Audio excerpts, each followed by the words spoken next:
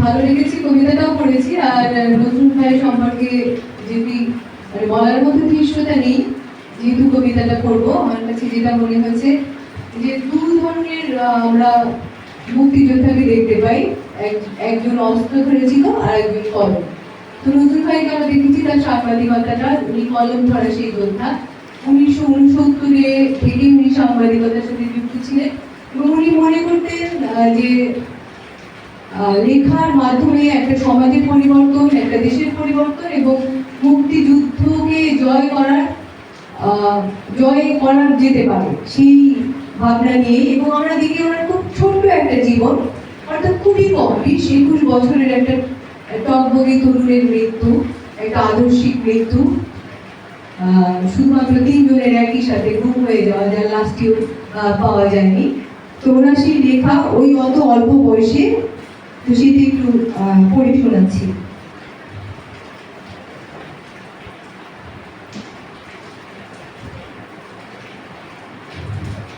মৃত্যুকে শাসা, এটা ওনার রচনাকাল 1971।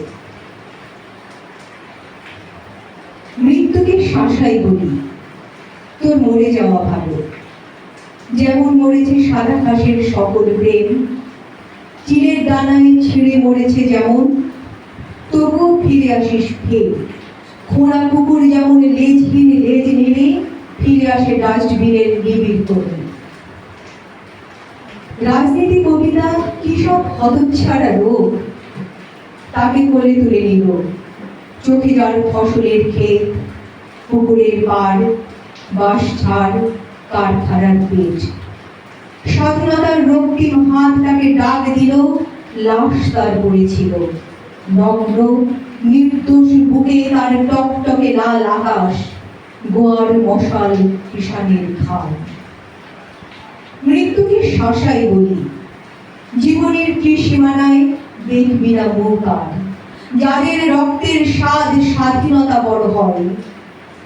ভুলেও তো অভিজ্ঞ হাত আঁকতে পারে না কালো দাগ, তাদের নামের পাশে দুটো ছড়াতে।